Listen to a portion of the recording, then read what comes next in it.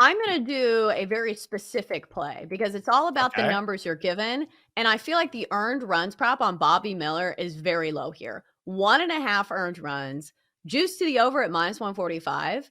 So this covers you in a multitude of directions because he can have a, by definition, quality start here and go Yep. 6 innings, 2 earned runs, and you still hit this. Or, the Diamondbacks bats stay hot like they have been all postseason long, and you're covered that way if they just, flat out score a lot of runs. Because here's the thing about the Diamondbacks lineup.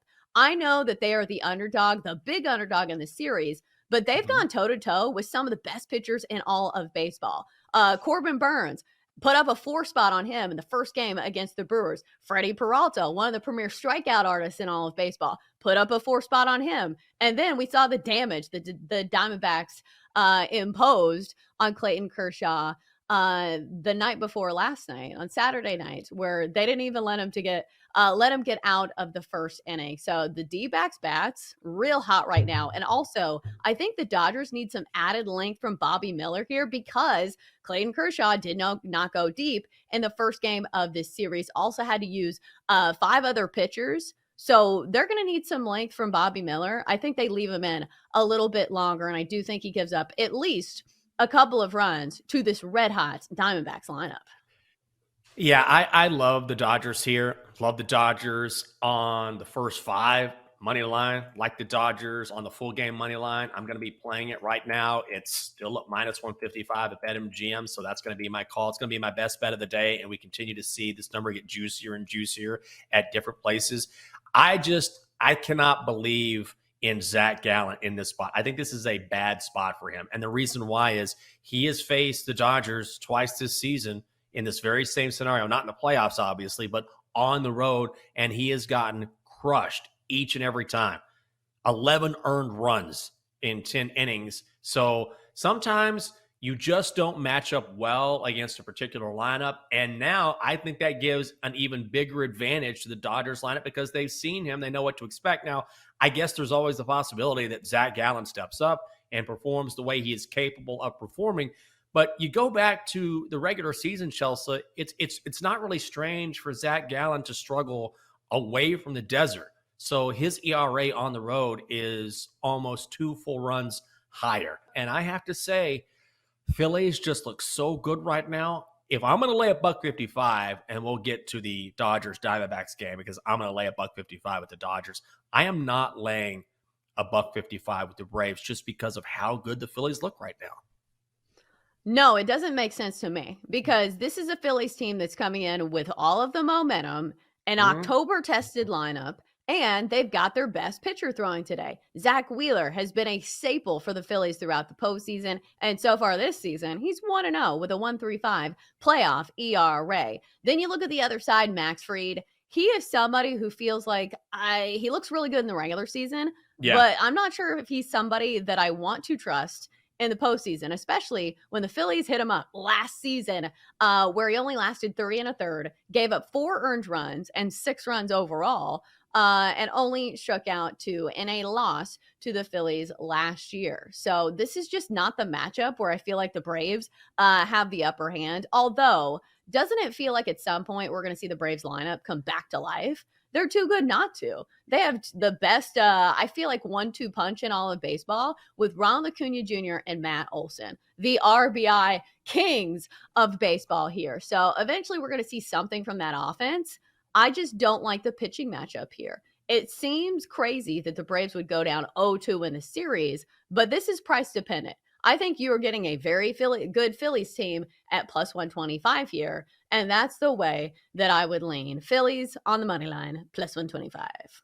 Yeah, I think so too. And look, Zach Wheeler, when you talk about you expect your best players to step up in big spots. We've seen that with Carlos Correa, for example, against his old team. He has been awesome in the postseason. Same thing with Zach Wheeler. He has given up a single run in each of his last 2 appearances. In that game against the Marlins in the previous series, 1 run over 6 2/3 innings. So I absolutely expect him to step up in this spot. And so I'm with you. Phillies +125 feels like the right side to me. Jenks, is there anything else that's worth looking at in this game? Like, I'm digging for angles, and I'm just running out of options. The only thing I would say that I sort of like, because I keep bagging on Jimmy G, and I like Jimmy G, but he has not been good this season. Again, highest interception rate in the NFL this year. He's played 3 games, cleared concussion protocol, going to go tonight. In 3 games, he's thrown 6 picks. He has thrown an interception in every single game this season. So if you think about Devontae Adams maybe not being 100% and a guy that has thrown to the other team a lot this year, you can get Jimmy Garoppolo to throw a pick at minus 135. I'm going back and forth as to whether I'm going to play that. That's probably my favorite pick on the board if you're following the trends and following how this game may go. Because it looks like that if you're the Raiders, they can't run the ball, right? They haven't run the ball all season long. What does that mean? If you're going to win, Jimmy G's probably going to have to throw it. And when he throws it, at least so far this season, bad things have happened. Yeah, I wouldn't talk you off it, even though I feel like interception props are kind of tricky because, Yeah. they either happen or they don't. You just need that one bad throw or somebody to tip it and it end in the hands of somebody else. What about a same game teaser? We've done these before. And when you see a plus one and Oh, a half, Lord. it makes it a good candidate for a Wong teaser, but it's not technically a Wong teaser because you'd be teasing it with the total. So let me interest you in this. Packers getting 7.5. And then what do we do with the total here? Do you tease it up and take the under, or tease it down and take the over? I don't know, Chelsa. I don't like it. I like the Packers, but I cannot get a read on the total. That's going to have to be a hard pass for me. Yeah, we just can't. I can't do it. I don't know what to say. God, this is like when somebody would go on The Bachelor and they're like, yeah, I don't really like any of these girls. Can you get me a new batch? But let's flip the script here. Who had the worst weekend? Because I think this is an interesting discussion as well. And we have a couple minutes. Bill Belichick continues to have a terrible season as the Patriots lose 34-0 to the Saints. They've been outscored 72-3 in the last 2 weeks of the season. Then you have the Miami Hurricanes with the worst coaching play of the entire weekend. Instead of taking a knee, they run a play at the very end and they fumble it. Georgia Tech goes on to win on a 44-yard touchdown with 2 seconds left to play. And then Clayton Kershaw, he did not look like himself in the postseason. Gave up 6 runs in just a third of an inning to the Diamondbacks. So Jenks, of these, I'm not going to call them mistakes. Some of these are not mistakes. Like Clayton Kershaw was doing his best. He just had a bad night. Who had the worst weekend? Mario Cristobal and the Hurricanes. Look, the Patriots are not good, okay? Now, they look awful right now. This might be the worst team in football, which is saying something. And it's crazy that Bill Belichick he needs one win to get 300 for his career in the regular season, tying only 2 guys, Papa Bear Hallis and Don Shula. He just needs one more.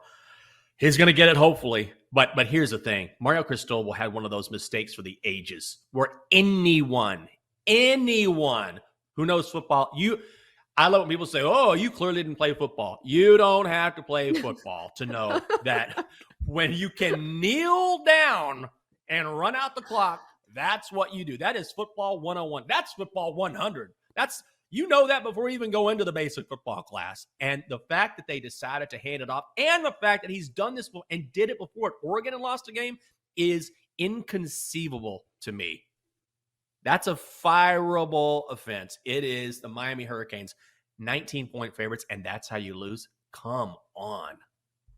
Yeah, it's the definition of getting greedy. Like, isn't this kind of the equivalent of, who was it, Deshaun Jackson, that used to always like drop the football a yard before he got to the end zone because he was celebrating? Like, this is your punishment for being greedy. You take the win, you take the knee, and you get out of there with your dub. You don't try to be all fancy. You don't try to rack up some extra yards for your running backs. You take your win and you leave.